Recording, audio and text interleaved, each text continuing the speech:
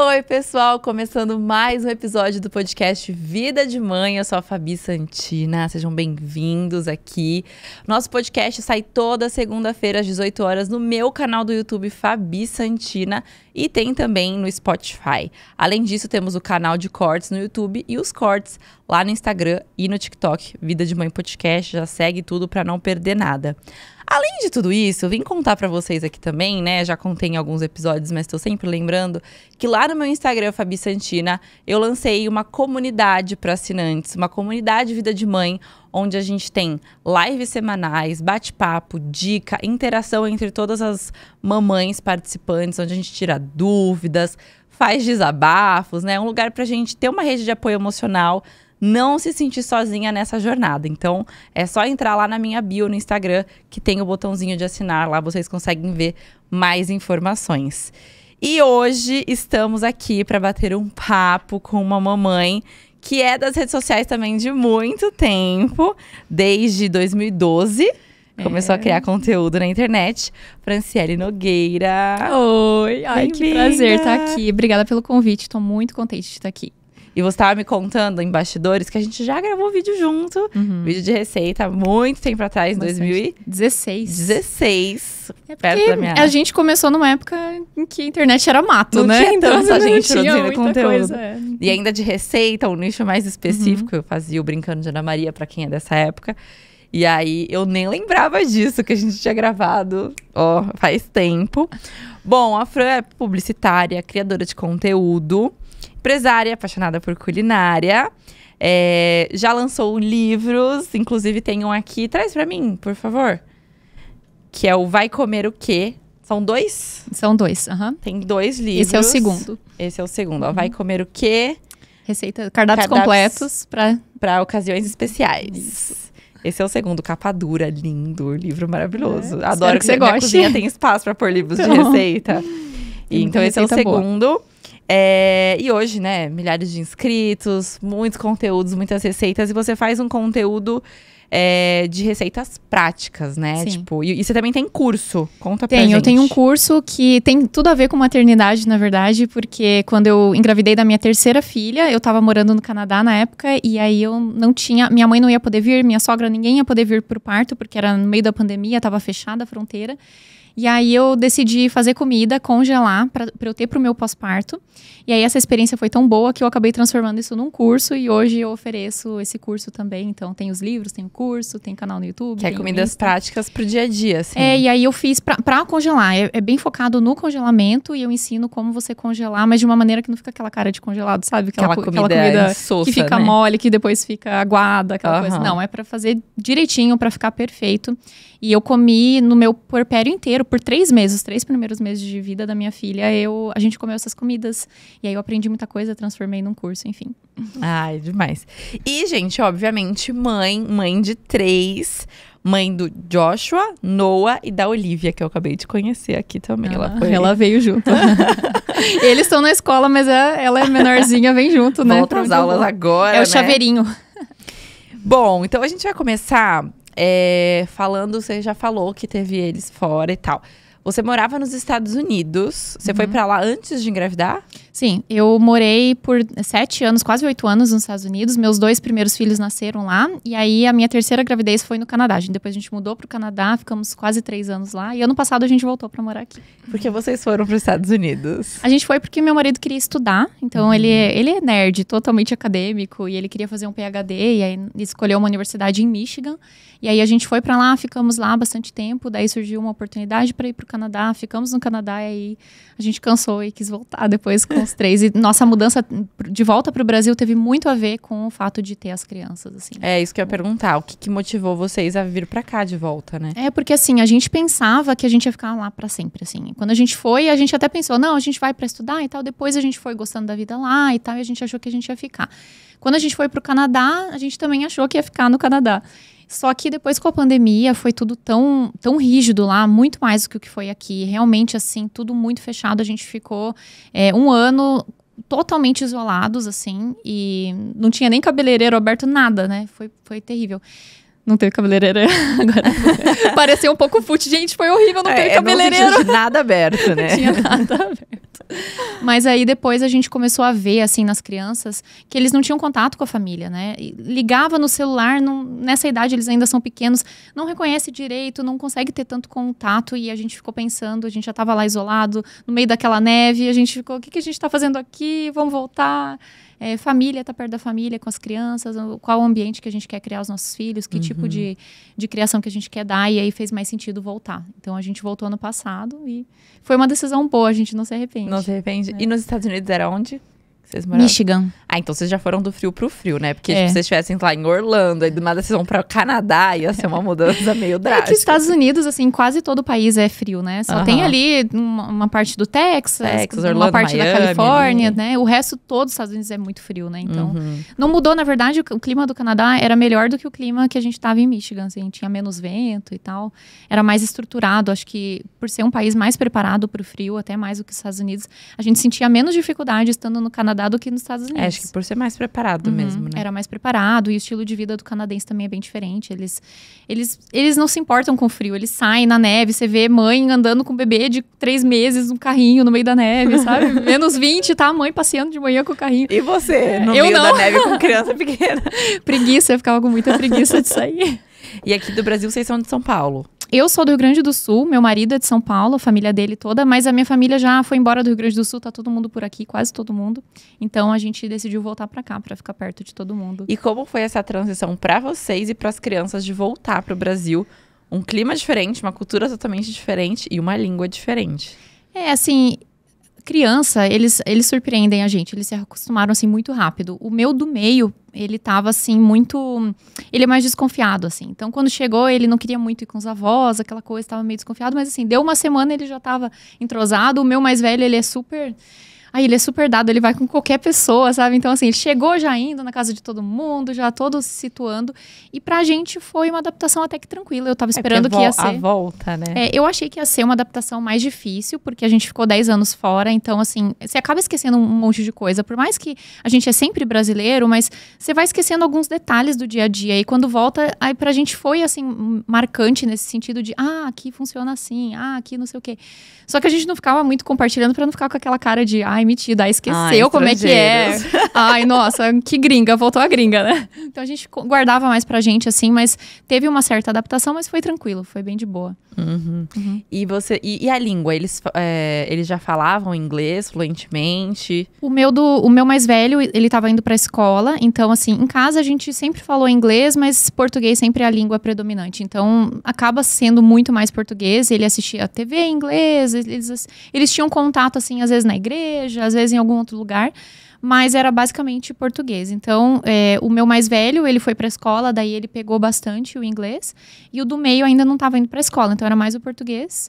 Então, assim, pra eles, assim, foi tranquilo. Não, porque em casa a gente sempre falou português, né?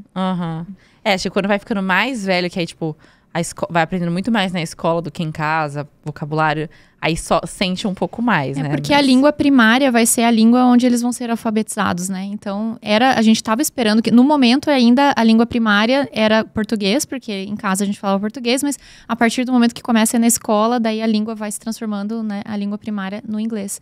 Mas ele teve 6 meses de escola só lá, e aí a gente já veio, então não teve tanto tempo assim. Mas o inglês manteve. Com 5, 4 e 2. 5, 4 e 2. E a diferença entre eles? Você sente que, tipo, por ser uma idade mais próxima, lógico, a pequenininha tá mais distante ali. Eles têm muita interação por ter essa idade próxima? Tem, assim, chegou um momento que eu até meio que me arrependi de ter tão próxima idade, porque, assim, eu olho eles, é muito difícil, porque eles são muito pequenos, eles estão disputando muito, é uma fase onde eles dependem muito da mãe, então, assim, exige muito de mim. Porque eles estão nessa fase, ainda não estão nessa fase independente. Então, é muita disputa. Principalmente por serem 2 meninos, né? Os psicólogos falam que quando é do mesmo sexo tem muito mais rivalidade, né? Mas eles são muito amigos, eles são muito companheiros, mas é na mesma intensidade que eles brincam, eles brigam também. Acho que é coisa de irmão. Aí eu até pensei assim, acho que eu me arrependi, devia ter esperado mais. Aí depois, conversando com outras mães, você vê que diferença de idade maior também resulta na mesma coisa. Eles brigam mesmo, é coisa de irmão.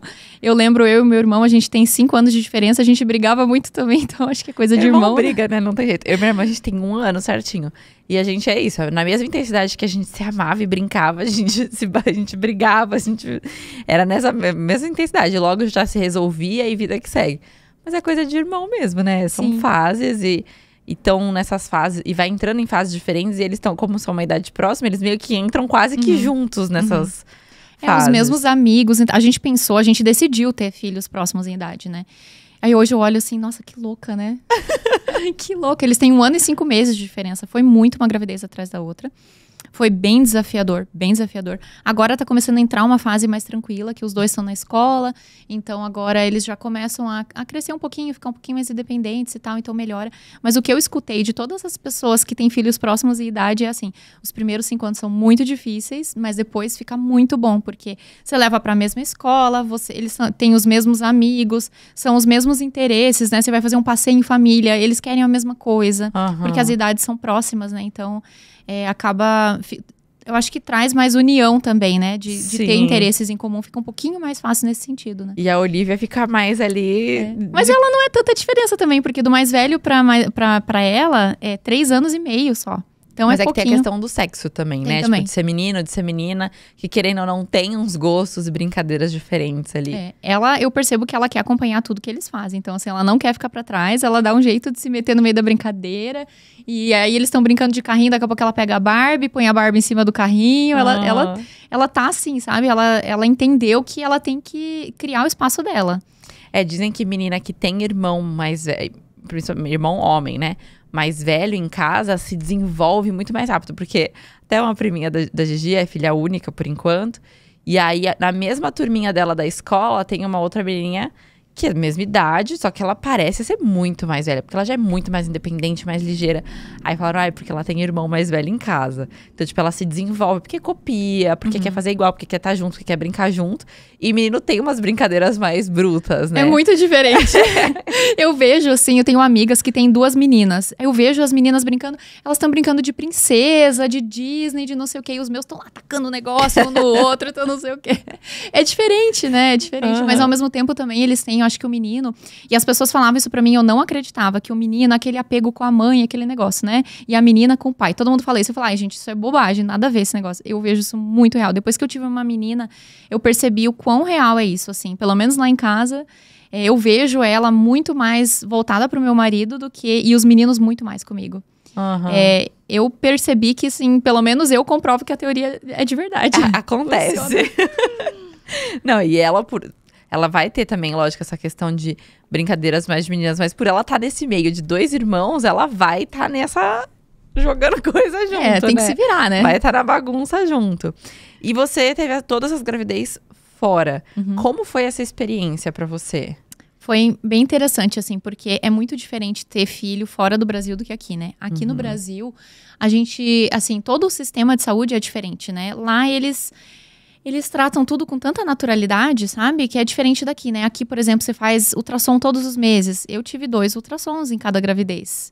É isso, tipo, se vira. Você tem um ultrassom ali pra saber se é um só, né? Ali por volta de 6, 8 semanas. E depois com 20 semanas e acabou. Tipo, tchau, te vejo no parto, bebê. É assim. Então, eles lidam de uma forma, assim, muito mais...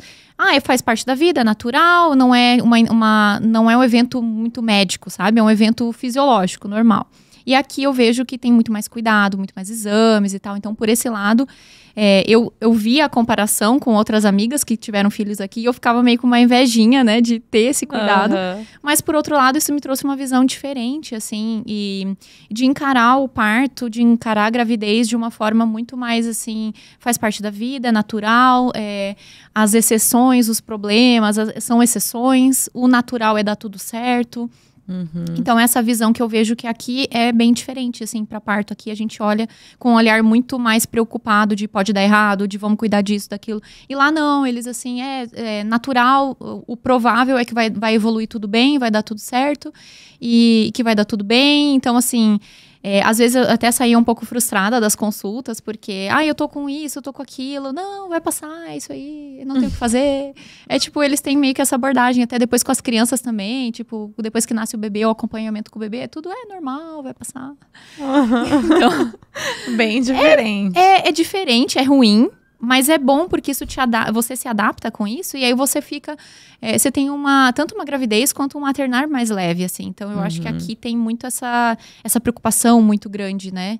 Que é bom e é ruim. Tem o lado bom e o lado ruim de tudo, né? Sim. Mas é bem diferente, assim. E a questão do parto? Eu vi que você chegou a falar num vídeo da questão da... que se fala muito da dor do parto. E você teve 2 partos em casa. Conta pra gente. Polêmico. É que Foi a os gente 2 fala, primeiros. Os 2 primeiros foram em casa, a terceira só não foi porque eu decidi ter no hospital. Era pra ter sido também. E aí, com a terceira, era outra equipe, porque a gente tava no Canadá. Então, eu não tava me adaptando muito com a equipe. Eles não queriam que o parto fosse na água, por causa do Covid. E aí, no final, eu falei, então tá bom. Então, se não vai dar pra ser na água, que era o que eu queria... então eu vou fazer no hospital, e daí eu decidi ter no hospital. Mas assim, parto domiciliar é um assunto assim que é polêmico, porque assim, e eu falo por mim, porque antes de engravidar, pra mim, assim é uma pessoa que escolhe um parto domiciliar é uma pessoa muito imprudente. Meu Deus, como que uma pessoa tem essa decisão, sendo que ela pode escolher ter um parto no hospital com assistência? Pra mim era uma coisa muito assim, parto domiciliar era sinônimo de parto não assistido, era sinônimo de parto sem acompanhamento, né? Então, assim, eu achava uma verdadeira loucura alguém querer isso. E pra mim, quando eu engravidei, eu tava morando nos Estados Unidos. No momento que eu engravidei, a primeira coisa que eu pensei, meu Deus, eu vou ter que parir, gente. Como é que vai ser esse negócio? Eu tô desesperada. Tem que sair. E lá é parto normal, né? A cesárea lá não é eletiva, né? É só se uma necessidade e tal. Então, não tem isso. Se tivesse opção ali no início da minha gravidez, eu com certeza teria escolhido a cesárea eletiva, porque eu tinha muito medo do parto. E aí, quando eu me vi na situação onde eu percebi que não ia ter escolha, né? Que assim, aqui é parto normal e é isso aí. Acho que até tem como ter o parto cesárea, mas é muito raro, é muito diferente. E aí, quando eu me vi nessa situação de que, tá, eu vou ter que parir essa criança, vai ter que ser parto normal. Então vou fazer o melhor que eu posso e vou buscar conhecimento sobre esse assunto. Então, assim, eu era totalmente leiga, não tinha noção nenhuma do que era um parto, do que era a fisiologia do parto, nada disso. Eu fui mergulhar nesse assunto, eu tinha algumas amigas que já tinham passado por essa experiência, eu também tinha uma amiga que era doula, conversava muito com ela. E aí eu fui pesquisar muito sobre parto, e aí eu li alguns livros, me deparei com algumas filosofias de parto que, pra mim, assim, viraram a minha chave total em relação ao parto. E aí eu fui aos poucos ao longo da gravidez, considerando a ideia, quando eu entendi o tipo de parto que eu queria, e quando o conhecimento chegou pra mim, fez muita diferença, porque eu percebi que eu tinha medo de parto, eu tinha medo de tudo isso, porque eu não sabia muito bem o que era aquilo. A partir do momento que o conhecimento veio, eu entendi, eu fiquei mais tranquila. E aí, pra mim, eu comecei a considerar a possibilidade de um parto domiciliar, porque o tipo de parto que eu queria ter era um parto que era muito, assim... eu queria muito ser respeitada no meu ambiente. Eu comecei a entender coisas, assim, que a gente é mamífero, que a gente é que nem um mamífero que você pega um cachorrinho, ela vai lá no cantinho, no cantinho, ela fica ali quietinha, no escurinho, para ter um filhotinho. Quando eu comecei a entender que a gente era mamífero, que a nossa tendência natural era ter partos assim, começou a fazer mais sentido ter em casa para mim. E aí é lógico que eu fui buscar muito conhecimento e buscar uma equipe especializada que pudesse me dar assistência, e eu fui tirar minhas dúvidas e tudo, e aí quando eu entendi o que era, e que era uma coisa segura, né, e aí isso é uma coisa que a gente precisa deixar claro, que parto domiciliar não é sinônimo de parto não assistido. Se você tem uma estrutura, por exemplo, no meu parto, tinha toda a estrutura básica de um hospital lá. Então tinha coisa para ressuscitar criança, tinha coisa de oxigênio, tinha ocitocina para se tivesse uma hemorragia. Eu presenciei o parto domiciliar de uma amiga com a mesma parteira, e essa minha amiga teve hemorragia pós-parto, e eu vi como a parteira lidou, né, como a midwife, né, que a gente chama lá, como que ela lidou com uma emergência. A gente conversava muito sobre isso, e aí eu fui me sentindo segura e tive os 2 em casa e foi muito bom. Uhum. É que acho que aqui é um pouco diferente, né? Para você ter uma estrutura dessa dentro de casa, custa muito dinheiro. Então hoje, quando a gente fala, por isso que eu acho que se pensa muito em parto domiciliar não é assistido. Porque o parto domiciliar hoje, em casa, teria uma doula, e talvez não teria uma enfermeira, não teria nada desse suporte que um hospital te proporciona. Então aí sim, se desse alguma intercorrência, tem que correr pro hospital. Não tem o que fazer. Não tem o que fazer. Eu tinha a ambulância, já estava agendada, eles já estavam sabendo, quando eu estava em trabalho de parto, a ambulância ficava 4 minutos da minha casa. Então, assim, e aí o que foi explicado para mim é que a maioria das emergências que acontecem durante um trabalho de parto, elas dão sinais, a mulher vai dando sinais de que as coisas não estão indo bem. Então, na maioria das vezes, a pessoa que está ali na liderança, e aí depende muito do tipo de pessoa que está ali, né? Mas se a pessoa for uma boa profissional, né, ela consegue ver esses sinais muito antes deles acontecerem, da emergência acontecer, na grande maioria dos casos, né? Então, assim, existe sempre um risco, assim como existe no hospital. Eu tenho uma amiga que teve bebê no hospital e ela teve uma emergência no parto, levou 20 minutos pro médico vir no mesmo hospital, ela estava lá dentro. Então, assim, a gente sabe que existem problemas, existem situações, independente da via de parto, independente do local do parto, mas é importante buscar informação, né, para poder tomar uma decisão acertada. E para mim fez sentido na época e foi, assim, muito bom. Eu gostei demais, eu tive parto na água, parto natural, foi rápido. Sem anestesia? Sem anestesia, os 3. O terceiro eu até queria, porque aí eu ia ter no hospital. Aí eu falei assim, tá, então já que eu vou ter no hospital, então eu vou querer experimentar. Não deu tempo. Não deu tempo. E foi muito rápido. Os 3 foi rápido? Os 3 foram rápidos. Assim, o primeiro, que geralmente é o mais demorado, levou 3 horas. Caraca, muito rápido. 3 horas é o mais demorado. Na última, na Olivia, quando eu fui admitida na sala de parto, meu marido era Covid, né? Então ele tinha que ficar fora do hospital. E aí só quando eu entrasse na sala de parto é que ele poderia subir e entrar, né, no hospital. Quando ele chegou no quarto, já tava nascendo, ele não conseguiu nem pegar a câmera. A gente tava fazendo vlog pro YouTube e tudo. O momento do nascimento não deu pra pegar porque foi muito rápido. Foi assim, deu 20 minutos. A parteira lá me examinou, falou assim, você tá com 6 centímetros, aí a gente vai te dar um quarto, tá tudo certo. Aí eu botei a roupa, fui pro quarto, eles fizeram o exame de Covid, quando terminaram o exame de Covid ela tava nascendo, deu assim, nem 20 minutos. Caraca. Foi muito rápido.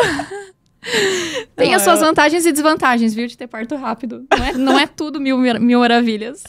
Desvantagem, não conseguiu quase filmar o parto. É que assim, ó, um parto muito rápido, ele vem com muita força. É muito intenso. Quando você tem um parto um pouquinho mais demorado, você se recupera entre uma contração e outra, você tem mais tempo ali e tal. Um parto rápido, ele é tudo muito intenso. Então, você tem que estar com a sua estrutura emocional muito em dia. Muito em dia. Você tem que estar muito preparada, porque eu acho que o trabalho de parto é muito isso, assim. É um trabalho mental. Eu acho que 70% mental o trabalho de parto. E a nossa função é meio que não atrapalhar, sabe? Eu vejo dessa forma. O corpo sabe fazer, a minha função é não atrapalhar.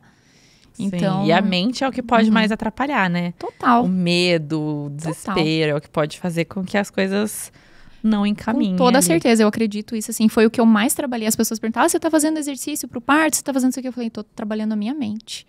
É o que eu tô mais, não que eu não tenha que fazer exercício, né, mas tava fazendo também, né, fiz spinning babies, fiz um monte de coisa, mas trabalhar a mente foi a coisa mais importante. E eu acho que isso pra tudo na vida, porque tudo que você vai conquistar na vida, qualquer coisa, qualquer desafio, né, e quando você pensa em parto, é um grande desafio.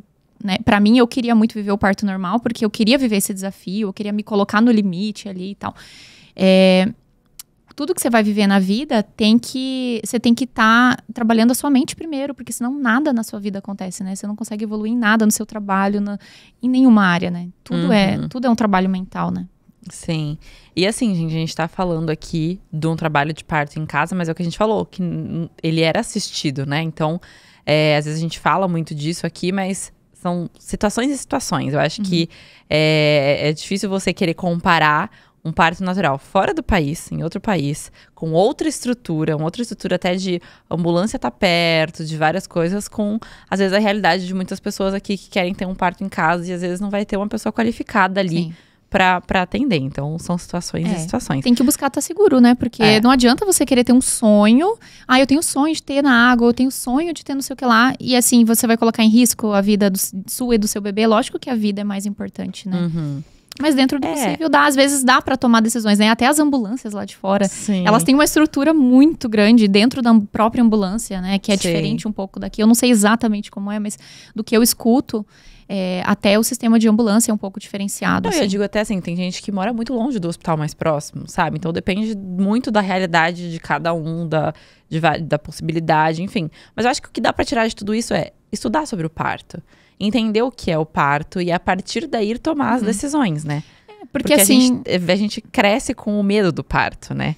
O medo do parto, eu acho que é a parte mais, assim, que me pegou na gravidez, de eu entender, gente, olha a cultura que a gente tem, onde, assim, desde criança a gente escuta que o parto é uma coisa horrível, né? É a pior experiência, é a pior dor da sua vida, é a coisa mais difícil que vai acontecer com você, é horrível. E aí, a gente vê nos filmes aquela mulher gritando e xingando o marido, o que você fez comigo? E que não sei o que lá. Né? A gente vê aquela coisa horrorosa. Então, assim, a gente cresce nessa cultura de que parto é uma coisa tão horrível. E aí foi o que me chocou, é que quando eu li um livro chamado Hypnobirthing, que é uma filosofia de parto, né, de hipnose de parto. A parte da hipnose em si, pra mim, nunca funcionou. Nunca botei muito em prática, mas a filosofia que tá ali, eu apliquei pro meu parto. E aí ela é uma médica que escreve, ela conta no livro que ela foi visitar uma aldeia, não sei em que lugar, na África, em algum lugar. E ela via que as mulheres lá tinham filhos de uma forma totalmente sem dor. E ela ficou muito chocada quando ela foi lá. Ela viu, assim, ela conta um caso que tinha uma mulher que ela tava no meio da rua e ela tava em trabalho de parto e o bebê tava nascendo no meio da rua. E ela chegou lá, nossa, meu Deus, você tá tendo um filho, deixa eu te ajudar, deixa eu não sei o que. Ela, não, tipo, tá aqui, normal, tipo assim. Tá de boa, tá nascendo, tá tranquilo. E aí ela ficou muito chocada e ela viu, assim, com a naturalidade com que aquelas mulheres levavam o parto e elas não tinham dor. E aí ela foi entender por que isso acontecia e ela entendeu que estava muito relacionado com o fato de que essas mulheres, nunca ninguém tinha contado para elas que parto doía. Então, assim, tem muito um aspecto cultural envolvido, muito. Porque, assim, lógico que não é tudo, né? Fisiologicamente, né? Tipo, saindo um ser humano de dentro de você não é agradável, né? Mas, assim, se você trabalha a sua mente, tem muita coisa que dá pra fazer pra você amenizar a dor, pra você potencialmente até anular, bloquear a dor. No meu caso, eu não consegui, mas eu conheço pessoas que fizeram, por exemplo, hipnose de parto e que não sentiram nenhuma dor. Nenhuma. Então, assim, é possível. E não acho que não é nem objetivo, assim, né? De, eu vou ter sem dor. Mas se você tiver uma experiência confortável, já vale muito. Porque não precisa, pode ter dor, mas não precisa ser sofrido, né? Porque sofrimento é diferente de dor. Sim, você não teve analgesia, mas dor teve. Tive. Não, doeu muito. Mas você não teve analgesia porque você não quis. Eu não quis. No parto domiciliar não se dá, né? Só se dá no hospital. Então, assim, eu sabia que eu queria um parto sem analgesia, porque eu fui entender os riscos e tal, e eu não queria. E eu, assim, eu tenho mais medo de uma agulha do que de um ser humano saindo de mim. Aí eu olhava, meu Deus, aquela agulhona, aquele tamanho nas minhas costas, não quero. E aí eu queria mesmo me desafiar, né? E aí tudo tem risco, né? Qualquer intervenção que você coloca num parto, intervenção gera intervenção. A probabilidade aumenta de você parar numa cesárea. E a minha escolha é que eu queria fazer de tudo para evitar uma cesárea. Não é que... eu não ia ficar frustrada, eu acho, se eu tivesse uma cesárea. Mas eu queria evitar, porque eu queria ter a experiência do parto normal, sabe? E esse é o meu caso, né? Eu não sou nada contra, porque eu acho que cada um tem o parto que quer. O seu corpo, você escolhe, né? Mas a minha escolha era essa, assim. Eu queria viver essa experiência. E aí, eu quis ter em casa também para poder não ter opção. Eu não queria analgesia, eu sabia que se eu estivesse no hospital, no primeiro parto, se eu estivesse no hospital, eu teria pedido com toda certeza. No último ia pedir, só que não deu tempo. No último eu pedi. Não deu tempo. Não deu tempo nem de preparar a agulha. Já nasceu. Já foi muito rápido. E a gente fala muito desse medo do parto e tal, mas às vezes a gente não pensa tanto na amamentação. Como foi a amamentação pra você desde o primeiro filho? Foi bem difícil. Bem difícil. O primeiro foi, assim, uma frustração muito grande pra mim, porque eu amamentei só até 2 meses e eu sempre tive pouco leite. Nos meus 3 bebês eu tinha pouco leite. E aí o aspecto emocional pegou muito pra mim. Eu tinha muito medo, muita sensibilidade. Então, assim, quando eu tava grávida eu já ficava preocupada. Como é que vai ser amamentar? Como é que vai ser não sei o quê? Mas ao mesmo tempo eu também não tinha me preparado pra amamentação. Eu tava tão focada no parto que quando chegou a amamentação, tipo, tá, e agora? O que eu faço? E aí, como faz? Né? E aí foi uma série de erros assim, eu já dei fórmula logo de cara, daí começou a amamentação mista, e aí teve confusão de bicos, tinha chupeta envolvida, tinha um monte de coisa. E aí atrapalhou bastante o processo. E aí eu fui tentar trabalhar com a minha produção de leite. Fiquei assim, Ai, que nem uma louca, tirando leite na bombinha. Quando eu não tava amamentando, era tirando leite na bombinha pra estimular, fazendo translactação, fazendo um monte de coisa, tomando suplementos. Até que chegou um momento ali, com 2 meses, que eu falei, cara, eu tô fazendo isso por quê? Tipo, ele vai estar bem se ele tomar fórmula, tá tudo bem, ele vai ser saudável. Fórmula não é um veneno. Então, assim, não deu, deixa eu aceitar que não tá dando certo, que não tá sendo legal, o que vale mais? Eu continuar me matando aqui, ou então ter um filho que é saudável e eu tá bem também pra ele. Sim. E aí eu tomei a decisão de parar de amamentar, aí eu parei. E aí, com o segundo filho, com o Noah, eu já queria muito vencer pra mim foi muito difícil aceitar que eu não tinha conseguido. Até fiz vídeo no meu canal do YouTube falando sobre isso. Teve muita coisa, assim, que eu tive que trabalhar em mim pra entender que ser mãe vem com muitas frustrações. E pra mim essa foi uma experiência muito marcante disso, de tipo, eu não tô no controle de tudo, e eu erro, e principalmente mãe de primeira viagem, tem coisa que eu não sabia. E você teve um parto idealizado que você conseguiu concluir. Então, né, você pensa, pronto, parto humanizado em casa, assim, né? Agora vai tudo. E não é assim. A maternidade vem pra nos mostrar que o serzinho ali não é do jeito, tudo certinho do jeito que a gente queria. Ele tem os seus gostos, suas vontades, suas preferências, suas dificuldades e o nosso corpo também, né? Então... e aí, assim, por isso que eu falo que informação é tudo, assim, faltou um pouco de informação, assim, até o pessoal que tava me acompanhando ali, porque o pessoal que fez o parto, elas acompanham todo o pós-parto, elas vêm, elas dão as vacinas do bebê em casa, elas fazem todo esse acompanhamento, elas me ajudaram, mas como teve coisas, assim, da minha decisão ali, né, de que eu optei errado, e aí não rolou, né, não rolou. E aí, depois, com o segundo filho, eu coloquei esse propósito. Não, eu vou amamentar, eu vou fazer de tudo, porque eu quero ter essa superação. E aí, eu me esforcei muito, eu amamentei exclusivamente. Até 1 ano e meio foi quando eu engravidei da Olivia, que aí eu desmamei. Ele desmamou sozinho, na verdade. Você engravidou amamentando? Ele foi engraçado. Na semana que eu engravidei, ele desmamou sozinho. Até assim, eu falo que, eu não sei se é cristã, mas eu coloco a minha história da minha terceira gravidez como foi meio que uma resposta de Deus, assim, porque eu fiz uma oração e perguntei pra Deus se eu deveria ter um terceiro bebê, mas eu pensava assim, mais pra frente, né, assim, daqui a alguns anos, né, eu falei, e aí, Deus, será que eu tenho que ter mais um bebê? Mas assim, não agora, né, mas será que no futuro eu devo ter? E eu fiz uma oração, e aí naquela semana, várias pessoas sonharam que eu tava grávida. Várias seguidoras, assim, eu acho que, sei lá, umas 100 pessoas. Caraca. Umas 100 pessoas. Porque sempre tem uma ou outra, Sempre né? tem uma outra, Sempre mas assim, foi na mesma semana. Várias pessoas me mandando directs, falando, minha mãe me ligando, um monte de gente. Nossa, sonhei que você tava grávida. E eu, opa, peraí. E daí, na mesma semana, o Noah, ele simplesmente acordou um dia e não quis mais mamar, nunca mais. Ele mamava, no outro dia ele acordou e, tipo, não quero, tipo, nunca mais. E eu não tava nem grávida. E aí, naquela semana, rolou um deslize. Rolou um deslize e aí aconteceu, Olivia. Então, foi ele que encomendou a irmã. Então. Ele liberou pra irmã vir. E aí eu olhei pra aquela gravidez, né? Eu assim, como uma resposta da minha oração. Eu falei, pô, eu perguntei, né? Tá aí, né? Olha aí, quer sinais mais claros que isso? Um monte de gente falando que você tava grávida, o seu bebê desmamando. E ainda rolou um deslize, o único deslize. E aí eu engravidei. E aí aí veio a Olivia. Daí veio a menina, porque eu queria muito ter uma menina. Eu tinha 2 meninos e eu, ai meu Deus, eu queria ter uma menina e tal. E aí veio a menina. Então foi isso. Mas a pergunta não era nem essa. Não, era da amamentação, né? Que ele desmamou sozinho. E eu consegui amamentar e foi muito bom. Mas aí no final, a Olivia eu também amamentei exclusivamente. Mas sabe que olhando hoje, eu acho que assim... A gente coloca tanta pressão que a mãe tem que amamentar. E lógico que leite materno é o melhor. A gente sabe estatisticamente o que isso causa. Menos risco de obesidade, de diabetes, de um monte de coisa. Mas assim, uma vez eu vi um meme. E aí eu ri demais com esse meme. E eu falei, cara, é isso. Esse é o resumo da vida. Era assim, uma foto de uma mãe com um bebê que estava sendo amamentado. É a foto de um bebê que estava mamando fórmula. E aí tinha um caminho. E aí embaixo tinha a foto. Que assim, os 2 caminhos levam pro bebê comendo comida do chão aos 2 anos de idade. Tipo isso. Tipo assim, você deu de mamar ou você deu fórmula? Cara, no final vai estar comendo batata frita, entendeu? Vai estar comendo comida que caiu no chão do carro, entendeu? Mas é que essa pressão, ela existe pra tudo na maternidade, né? Então assim... A mãe, Não tô falando que eu falo isso, mas que se pensa dessa forma. Então, a mãe que tem parto normal é uma mãe mais forte, uma mãe melhor. Então, tem que ter o parto normal. Então, já existe essa cobrança muito grande aí, desde o parto. A gestação também. Tem que se alimentar bem, porque não sei o quê, tem tudo.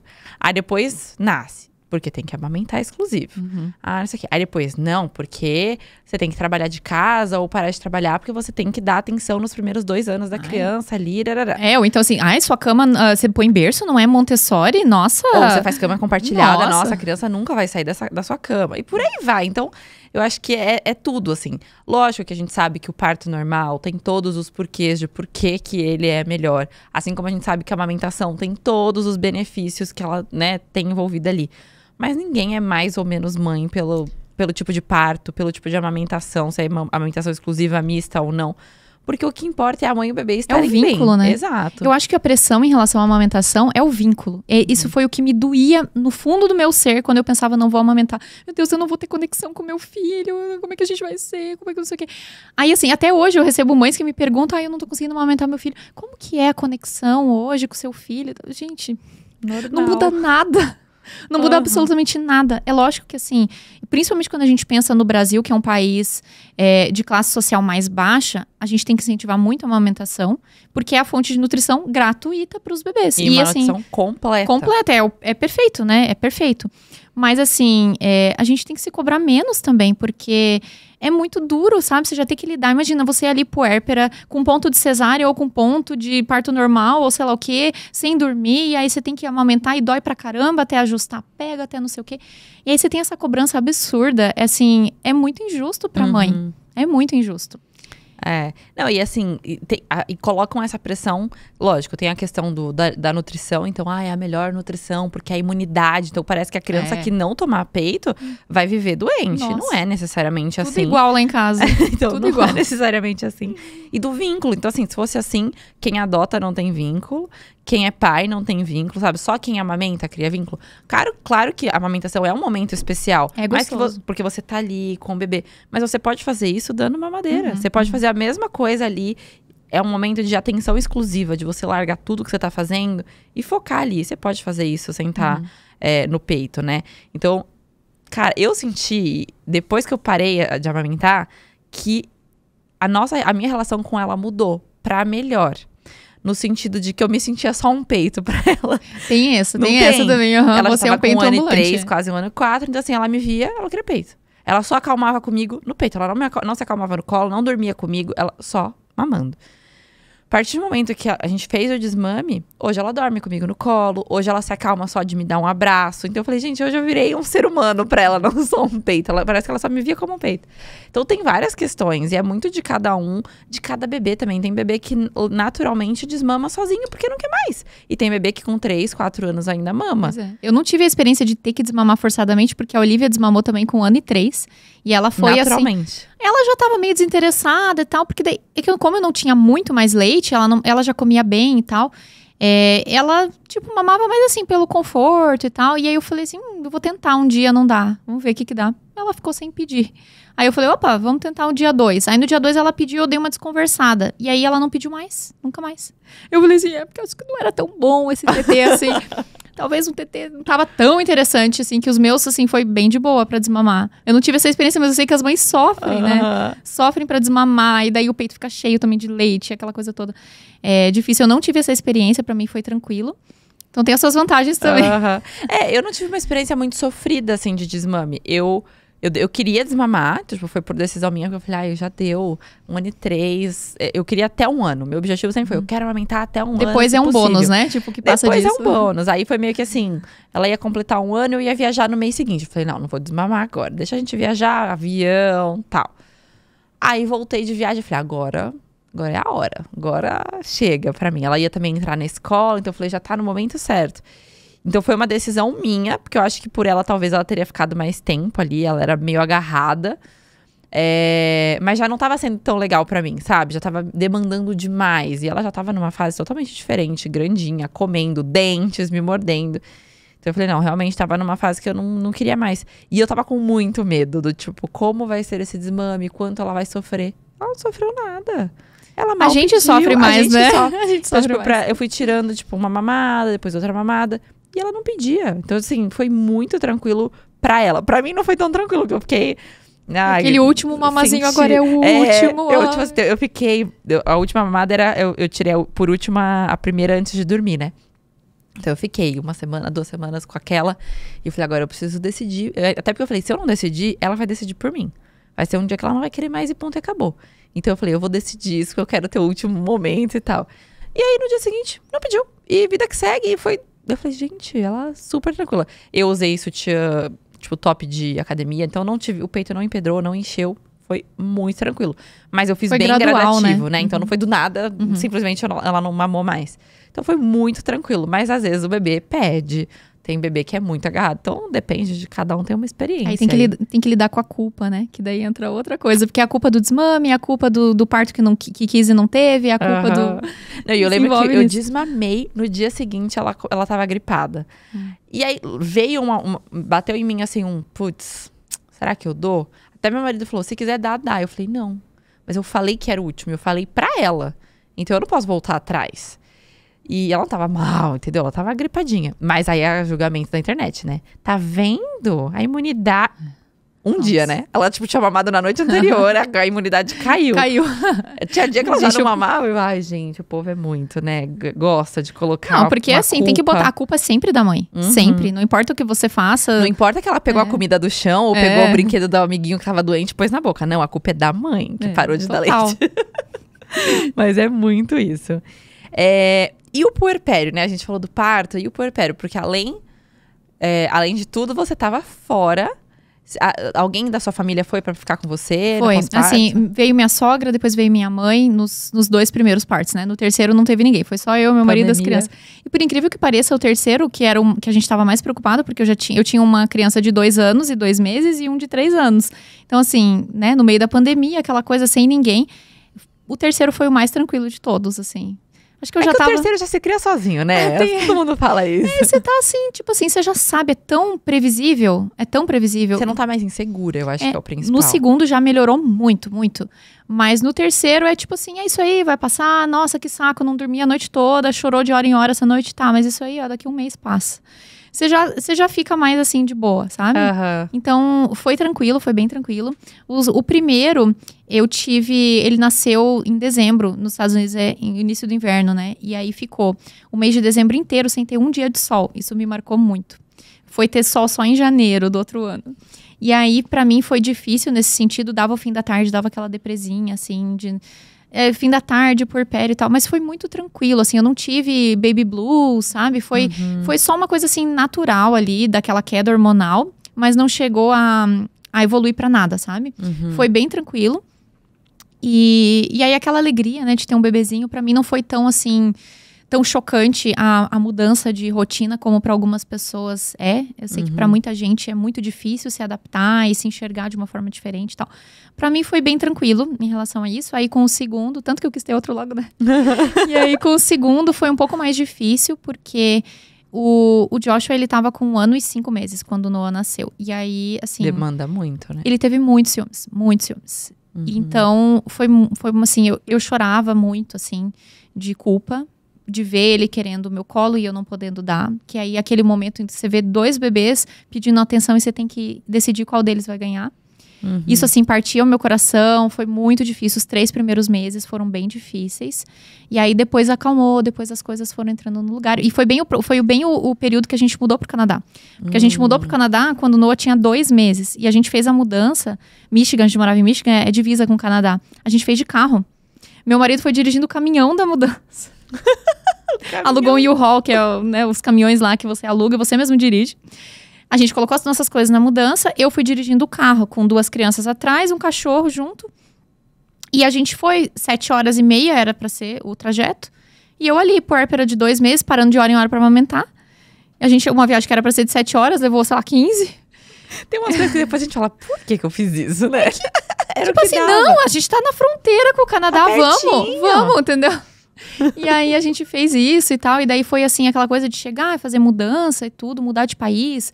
E aí mudar de país, assim, abrir conta de banco nova, é celular novo, é tipo assim, tudo, você começar uma vida, tirar carteira de motorista, tudo, passando pelo puerpério. Então acho que isso pesou também. E aí foi difícil nesse sentido, mas passou. Não, e a gente tá falando assim, ciúmes, mas a gente tá falando de uma criança de 1 ano e 5 que não tem entendimento. Não, nenhum. Tipo, por que ela tá totalmente entrando na fase dos 2 anos, né? Que é a fase do eu. Eu quero agora e ponto, acabou, né? Tipo, é a fase da individualização da criança. Que crianças são egoístas até elas irem se desenvolvendo. A gente é egoísta também, né? Continua. Aí vem um bebezinho aqui, que tá no colo da minha mãe. E, tipo, ela pega ele quando chora e cadê eu, né? Tem criança, inclusive, que volta a fazer coisas de bebezinho, assim, tipo... você já desfraldou, volta a usar fralda. Eu tive isso com o meu do meio. Ele tava bem desfraldado, aí ele deu uma regredida e tal. É quando normal. Ela nasceu. Quando ela nasceu, foi... É normal, sabe? Mas é pesado pra mãe. Pro pai é também, mas é que a mãe, né? A mãe sempre o pai não se sente culpado. Cara. O pai não se culpa. Normal. Eu falava pra ele, não, isso aí, tá difícil mesmo, é isso aí e tal. Tipo, mas porque por mais que a culpa não é nossa, a gente coloca a culpa na nossa, pra gente, né? Porque o bebê, conta. ele quer a mãe, ele não quer o pai, né? Ele quer a mãe. Então, pra gente pesa. Aí você fala, vai com o pai. Assim, difícil. E eu fiz de tudo que tava ao meu alcance pra amenizar esse desconforto ali, aqueles ciúmes e tal, mas não tem muito o que fazer, assim. Você vai ter um momento, tem que ter um momento só com o mais velho. Ok, legal, mas assim, na realidade, quantos momentos desse eu consegui ter? Sem rede de apoio nenhum, com um bebê em casa, meu marido trabalhando fora o dia todo e eu com as crianças. Tipo, eu tinha às vezes um momento ou outro em que eu conseguia fazer isso, mas é legal na teoria, né? Faça isso, faça aquilo, mas quanto disso você consegue colocar na prática, assim, é difícil. Eu fazia o que estava no meu alcance e o resto, chegou um momento que eu falei, cara, é isso aí, é o que tem pra hoje, então vamos lidar com isso, vai passar e depois passou. Sim. Quando você teve essa rede de apoio da sua sogra, da sua mãe, por quanto tempo ali? 2 meses, os 2 primeiros meses eu tive, então assim, aí elas vieram, me ajudaram, aí minha mãe, quando eu cheguei no Canadá, porque daí minha sogra ficou, e aí quando a minha sogra foi embora, minha mãe veio, e aí a gente fez a mudança. Então, minha mãe me ajudou a organizar a casa, fazer todas as coisas, assim. Então, foi bom. Aí, no momento que eu fui ficar, assim, pela primeira vez, sem rede de apoio ali, né? É que bateu o desespero, de fato, assim. Meu Deus, como é que eu vou fazer agora com 2 crianças pequenas, assim? Deu, assim, um desespero. Mas aí, é legal também, sabe? Que tem vantagens. A gente não ter rede de apoio é difícil.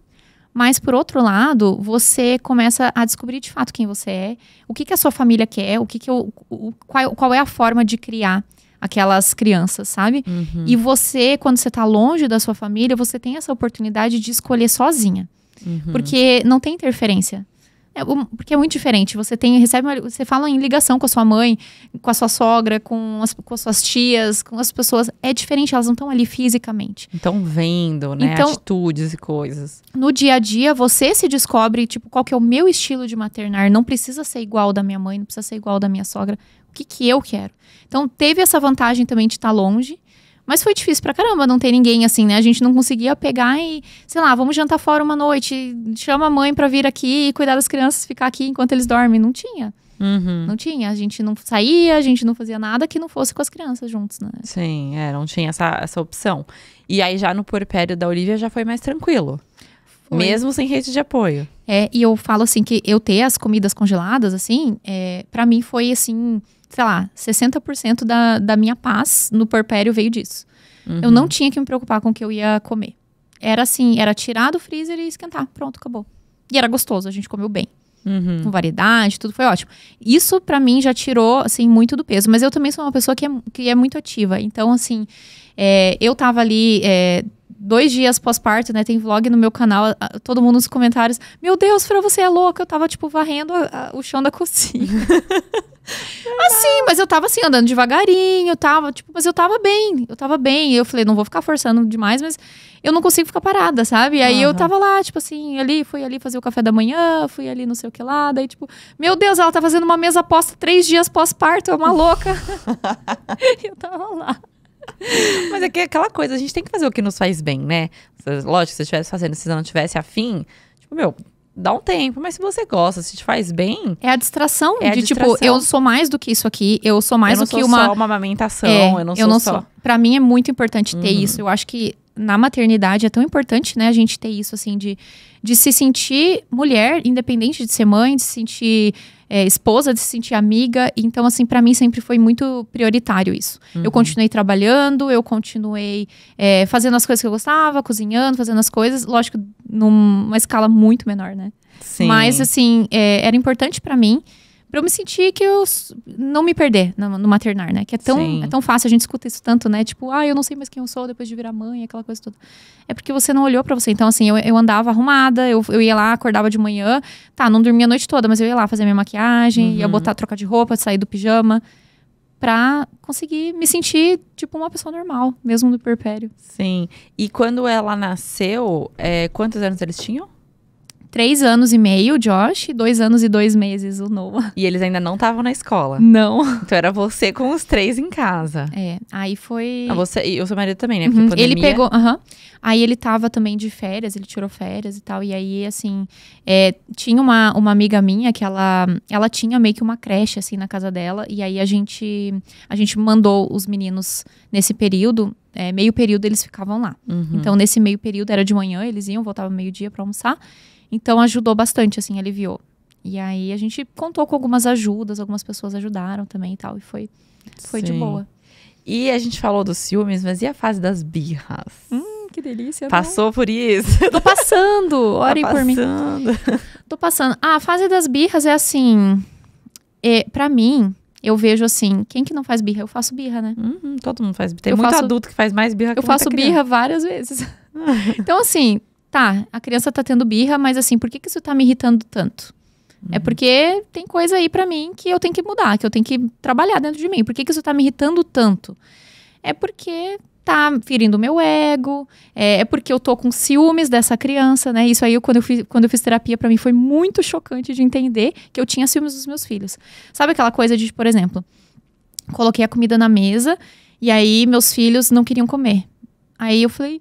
Gente, vocês não sabem o que é isso, vocês não sabem o que é. Olha a qualidade dessa comida. Eu não cresci tendo essa comida assim, nesse nível. Vocês não dão valor. A sua experiência. Entendeu? Vocês não estão dando valor pra isso. Era o que ficava na minha cabeça. Por que essas crianças... Que audácia não querer comer essa comida tão gostosa que eu preparei.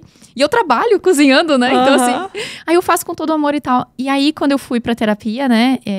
Tem muitos anos que eu faço terapia, né? E eu acho que eu vou pra sempre fazer. E aí eu entendi que eu tinha ciúmes deles. Porque eu não tive isso. Então, acho que essa fase das birras tem muito a ver com isso. A gente tem, às vezes, ciúme dos nossos filhos. E, às vezes, a birra ativa gatilhos nossos, né? De coisas não resolvidas da nossa infância. E, às vezes, a gente tá se vendo ali naquela posição da criança. Que foi um dia a gente, né? De uma forma, lógico, que inconsciente, né? Mas a gente tá se vendo ali que a gente já passou por aquilo e aquilo incomoda porque a gente não recebeu o que a gente tá dando hoje. E não só, eu acho que nem só as birras, a maternidade como um todo, ela traz a sua infância, que tava ali, ó, guardadinha no subconsciente. Ela traz algumas coisas à tona, né? Então, tem coisa que você quer fazer o oposto do que foi feito com você, tem coisa que você quer fazer igual, quer fazer melhor. Então, vai trazendo muita coisa. Reviver, ser mãe é o tempo todo você reviver a própria infância. E é por isso que é tão difícil ser mãe.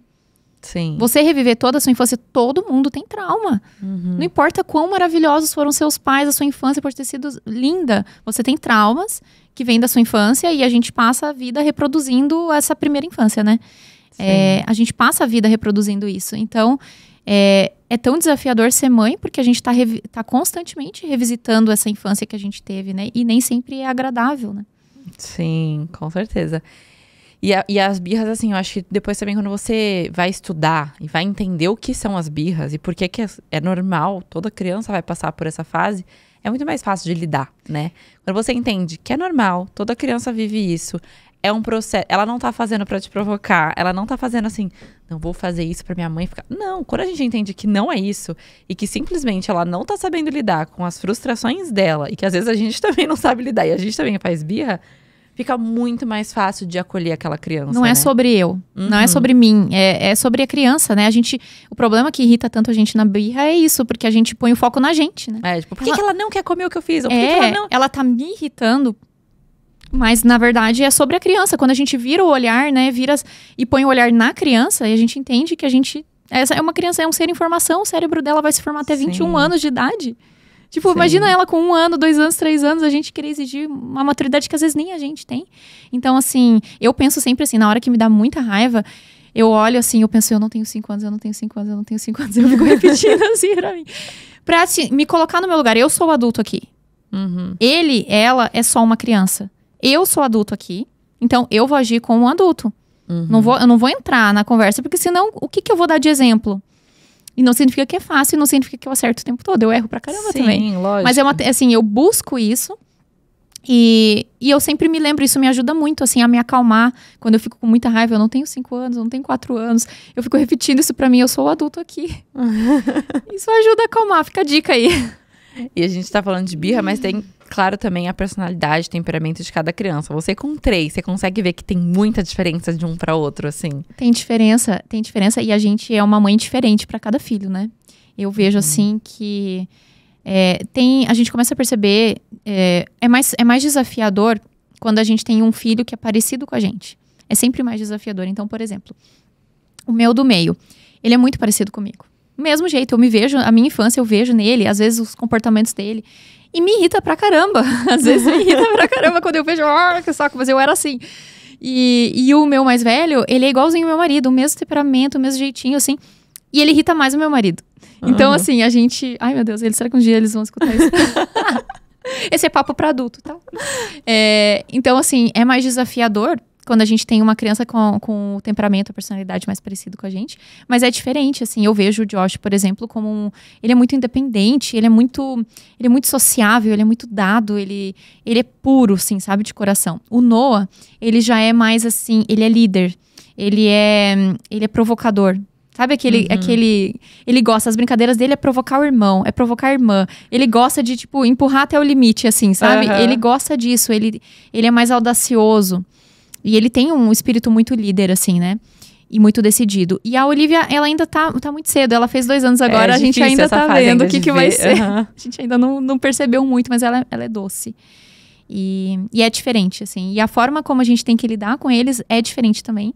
Não dá pra usar o mesmo um tamanho único, sabe? Não existe tamanho único na maternidade. Pra cada filho, a gente vai ter que ter uma abordagem um pouquinho diferente. Sim.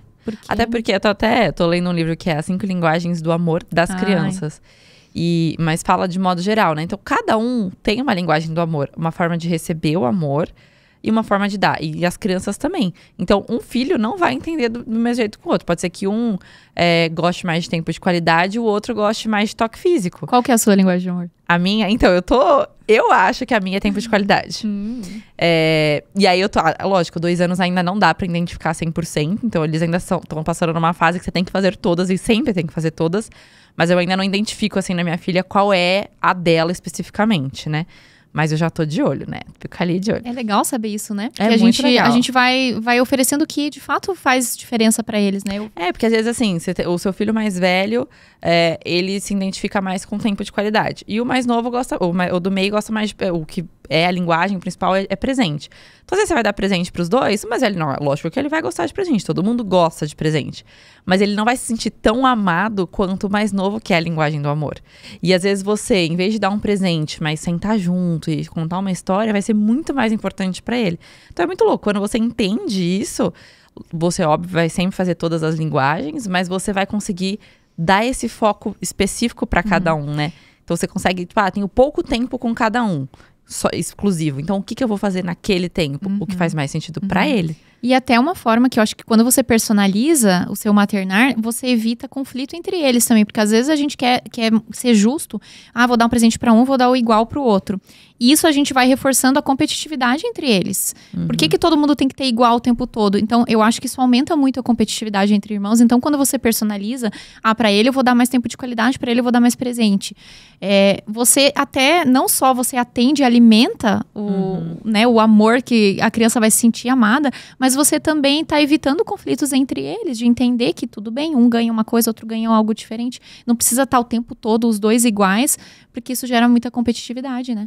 Você consegue identificar a linguagem do amor deles? O Joshua é palavras de afirmação. Nossa, ele é assim, mamãe te amo 20 vezes por dia. E ele é muito físico também, né? Então, acho que esses dois são muito, muito fortes. E o Noah, eu percebo muito que é tempo de qualidade. Ele quer que eu sente com ele, brinque com ele. É isso que ele quer. Ele quer que eu leve ele pra tomar um sorvete. Ele quer esse tipo de coisa, assim. Ele quer estar junto mesmo. Sim. E a Olivia não dá pra perceber ainda. Ainda não dá. 2 aninhos é uma fase que ainda não tá definido, né?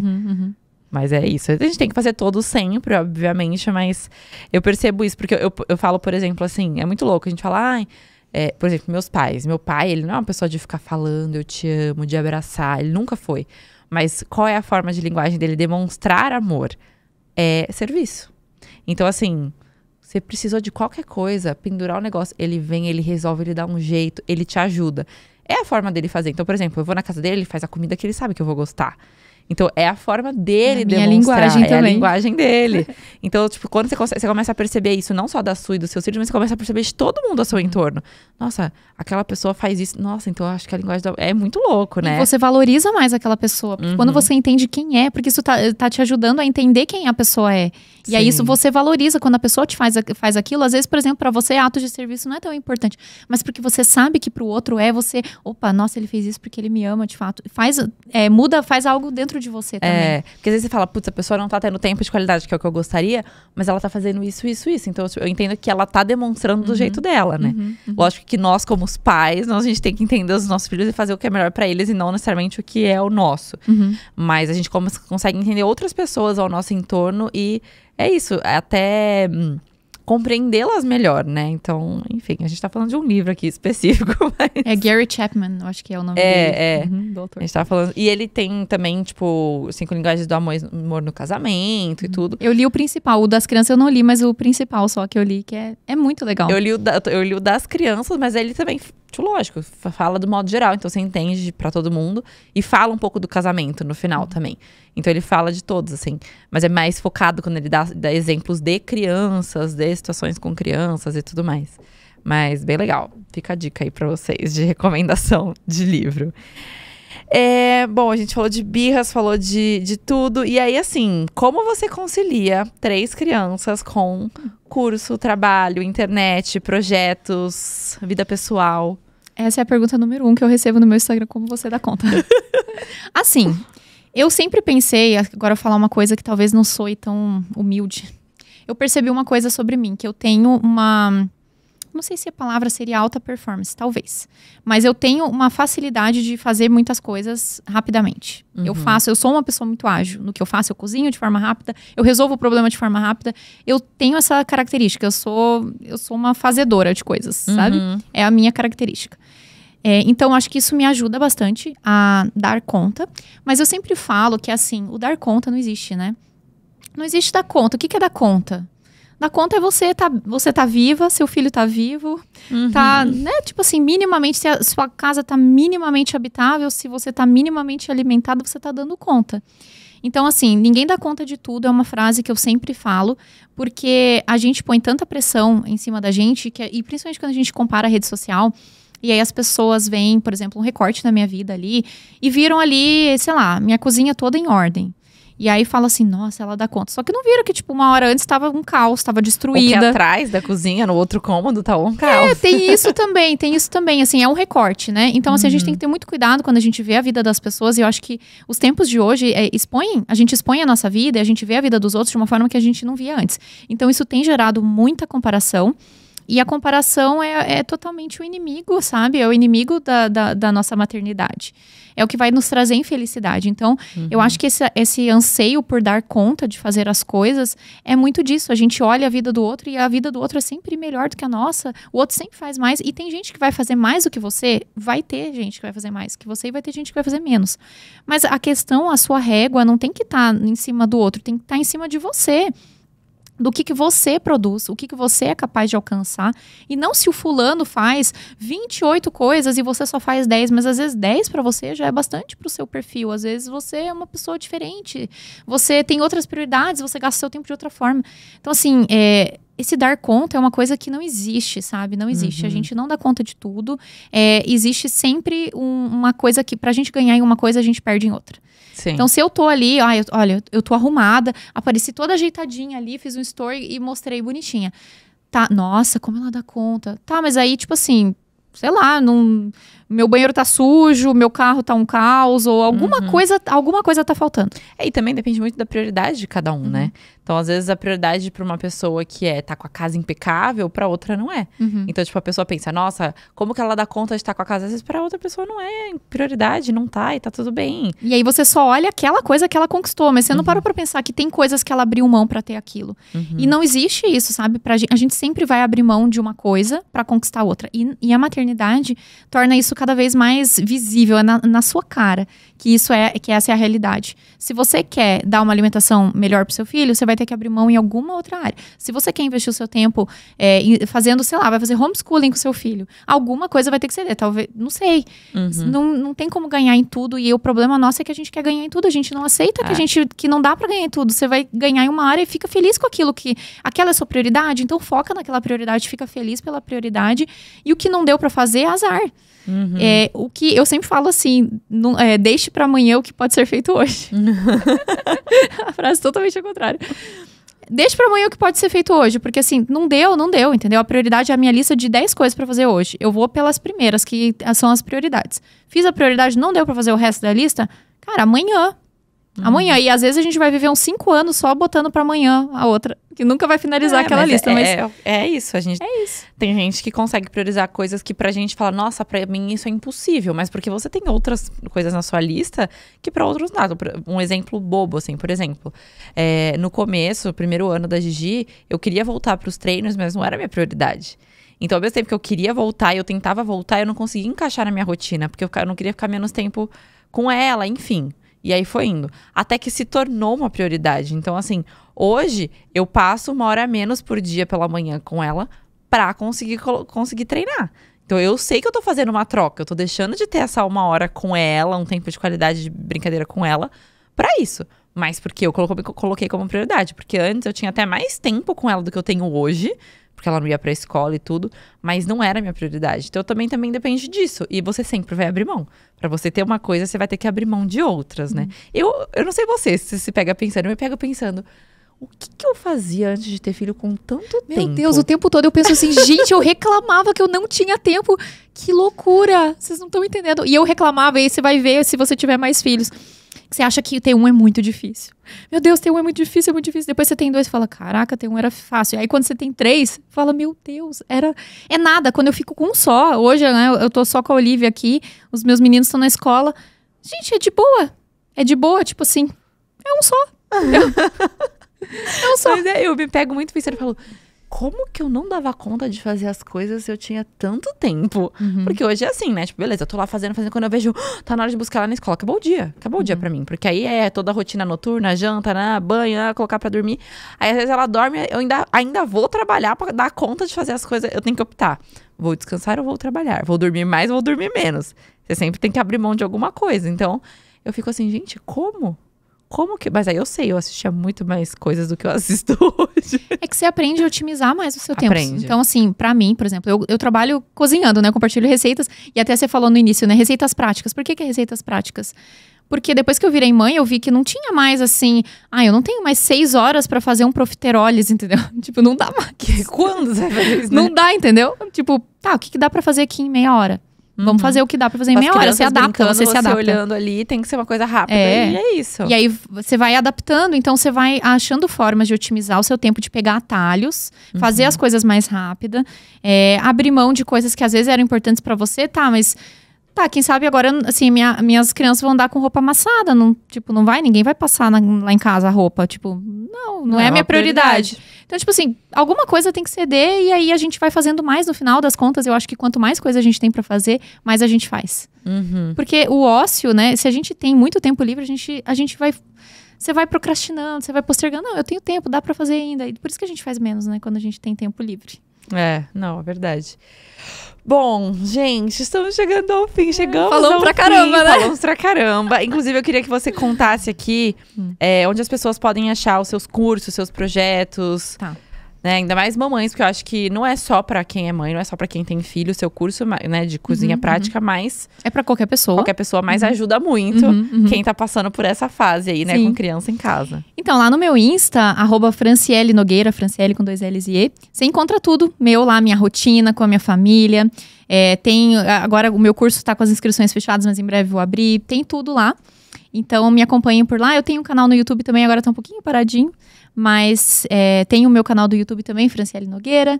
E aí pode me encontrar por lá, se você gostou, quer acompanhar minha família, quer saber das minhas receitas, saber da minha vida, tá convidado. Vocês encontram tudo isso e também, além da parte de cozinha que a gente tá falando aqui, você compartilha bastante sobre maternidade, né? Então, pra quem quer acompanhar também, como que é tudo, rotina, crianças e, enfim. Loucuras. Vida real total, né? E aí, às vezes eu até fico assim, será que eu vou compartilhar tanta vida real? Porque dá uns haters, assim, de vez em quando. Porque, assim, às vezes você compartilha e aí, às vezes, eu fico pensando, aí, às vezes, talvez teria que ter guardado essa parte aqui. Eu sei que acontece na vida de todo mundo, mas as pessoas, às vezes, não querem contar, não querem falar. Eu, às vezes, só fico meio assim, ai, meu Deus, quem não é mãe tá me assistindo, será que não vai desistir? Ah, tem essa. Você não quis desistir antes? Eu queria total, assim, antes de ter filho, eu pensei em não ter. Eu falei pro meu marido, a gente tinha vários amigos que já tinham filhos, aí eu cheguei pra ele e falei, cara, não vamos ter. A vida tá boa, entendeu? A gente vai viajar, a gente vai fazer não sei o quê. E se a gente não tiver filho? Aí ele, não, pelo menos um. Deu, tá.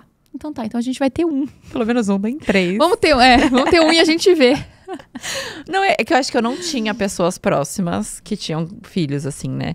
Então, eu não acompanhava muito dessa realidade. Eu sabia que ia ser difícil. Tanto é que quando eu engravidei, meu marido, tranquilo.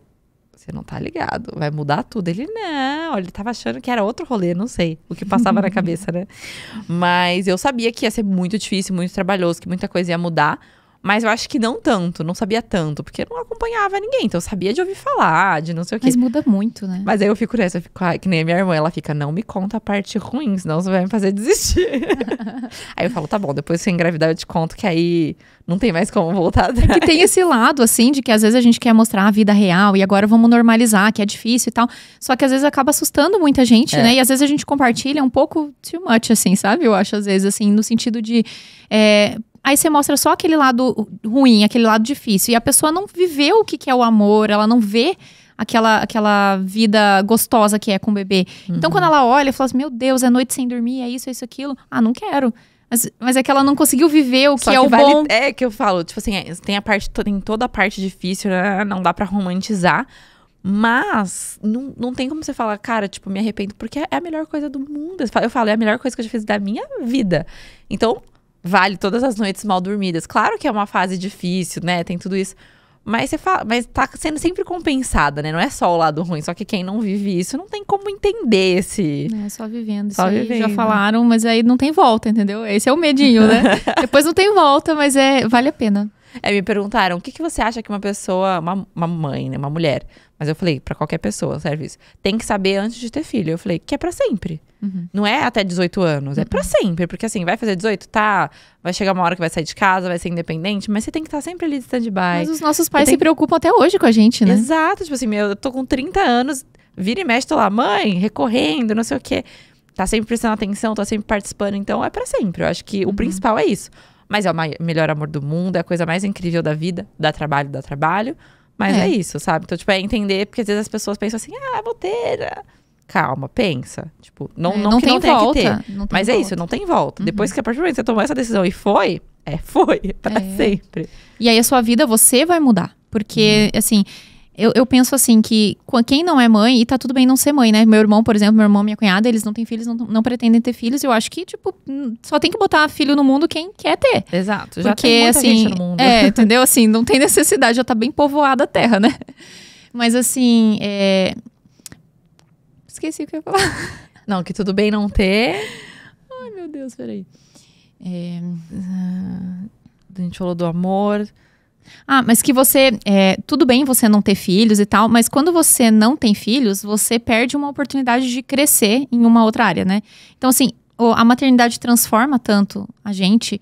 Eu olho pra mim, antes de 2017, que foi quando eu me tornei mãe, eu era uma outra pessoa. Completamente diferente, mas assim, muito diferente. Me transformou de muitas formas. E a gente vive essa transformação, e aí eu olho pra quem não tem filhos, e aí eu penso assim, tá tudo bem, né, a sua escolha e tal, mas você nunca vai viver essa parte da vida, né? Que é uma parte que te transforma. Tudo bem, você vai evoluir em outras coisas, você vai ter outras experiências que quem tem filho não pode ter, de repente. Mas é uma parte que ela te transforma de uma forma tão profunda que às vezes eu fico assim, poxa, que pena que essa pessoa não vai viver isso, né? E porque é uma coisa que me fez muito bem, assim. Essa responsabilidade é uma coisa muito difícil, é complicado, é difícil pra caramba, mas te transforma e você cresce como pessoa. Isso, pra mim, acho que é um dos maiores proveitos, assim. A gente vê como que a gente se transforma. Eu acho que qualquer escolha tem os seus ônus e bônus, né? Então, ter ou não ter, ter 1, ter 2, ter 3. Todas as escolhas você tá renunciando a alguma outra coisa ou área da sua vida. Então, eu também acho assim, tem que ter quem quer ter. Quem não quer ter, gente, tá tudo bem, sabe? Tem que... É isso, eu acho que cada um tem que escolher por si, até porque é uma responsabilidade pro resto da vida. E aí depende dos propósitos de vida da pessoa. Tem gente que, cara, quer estudar, quer viajar o mundo, quer isso, quer aquilo e não quer. Não combina com o estilo de vida que você quer ter. Exato. Então, eu acho que é de cada um. É uma transformação, com certeza, pra mim também foi muito grande e pra mim foi a melhor coisa da minha vida. Mas também a gente romantiza, querendo ou não, esse lado do amor, da maternidade. Tem gente que não vivencia isso. É uma construção, É uma amor. construção. Então tem gente que fala, cara, tive filho, mas sei lá, não foi tudo isso pra mim. Você já escutou? Eu já escutei de uma amiga assim, olha, eu amo meu filho e tal, mas assim, eu me arrependi da maternidade. Eu já escutei. Se eu pudesse, não teria sido mãe. Eu já escutei de pessoas assim, tipo, fui mãe adolescente, sem querer, enfim, e fala, eu amo meu filho hoje, papapá. Mas mudou completamente a minha vida de uma forma que eu não queria. Então. E a gente romantiza tanto a maternidade que alguém falar isso meu Deus, você não tem, assim, você não tem coração, como você pode isso e tal? E não tem nada a ver com a rejeição da criança, mas assim, talvez você não queria ter vivido aquele momento. Você tomou uma decisão que foi na hora errada, ou, né, 1000 coisas, e às vezes tem gente que não vai gostar mesmo de ser mãe. E é assim, você vai ter que conviver com isso, não tem muita solução, né? Você vai ter que ser mãe, né? Aí você age com responsabilidade, né? Mas isso é muito mais comum do que o que a gente pensa, né? É que a gente escuta e se fala só dessa parte do lado bom. Lógico que hoje em dia se fala muito mais da maternidade real, mas fala-se mais desse lado bom e incrível e, nossa, é um amor maravilhoso. E muitas mães não sentem esse amor instantâneo quando nasce e se sentem muito culpadas. Ainda é muito romantizado, total. E muita gente fala isso. Cara, pode ser que você não sinta esse amor no primeiro momento. O amor realmente é uma construção. Você não simplesmente olha pra alguém e, uau, amor e tal. Virou uma chave do nada, Você pode sentir algo especial, uma conexão super especial, mas aquilo vai crescendo. Eu falei, eu amo minha filha muito mais hoje do que quando ela nasceu. E eu achava que eu já amava ela, tipo, mais do que tudo que eu podia amar na minha vida. Tem muita ocitocina ali na hora, né? Dá um negócio assim, mas... É a cada dia, é a cada coisinha diferente. Você vai aprendendo a amar cada detalhe, exato. Então quando você pensa que o amor já tá no limite, sempre ele pode crescer ainda mais. É muito louco. E aí a gente já tá aqui falando da parte boa de novo. Não tem como. No fim, o saldo é positivo, é o que importa. O saldo é positivo, exatamente. Gente, é isso. Espero que vocês tenham gostado. Vou deixar todos os contatos da Fran, tanto aqui na tela quanto aqui na descrição. Pra quem tá nos escutando também, tem aí pra vocês na descrição, link, tem tudo. Não esquece de que todo episódio sai segunda-feira às 18 horas no meu canal do YouTube Fabi Santina e no Spotify. E temos o canal do YouTube de cortes também. Então vai lá já pra seguir, pra não perder nada também. E nas redes sociais, Vida de Mãe Podcast. E aí tem o meu Fabi Santina, onde a gente tem uma comunidade exclusiva pra mamães, que é a comunidade Vida de Mãe. Lá, quem quiser participar, é só entrar na minha bio e clicar em assinar. Tem acesso a live toda semana, conteúdos exclusivos e um bate-papo que não sou só eu que falo lá, não. Todas as mães, tá sendo bem legal essa interação. Uma vai dando ajuda pra outra, vai falando disso, vai comentando daquilo. Tá sendo uma experiência muito incrível. Então, fica a dica pra vocês também. Espero que vocês tenham gostado. Um beijo, até os próximos. Tchau. Tchau.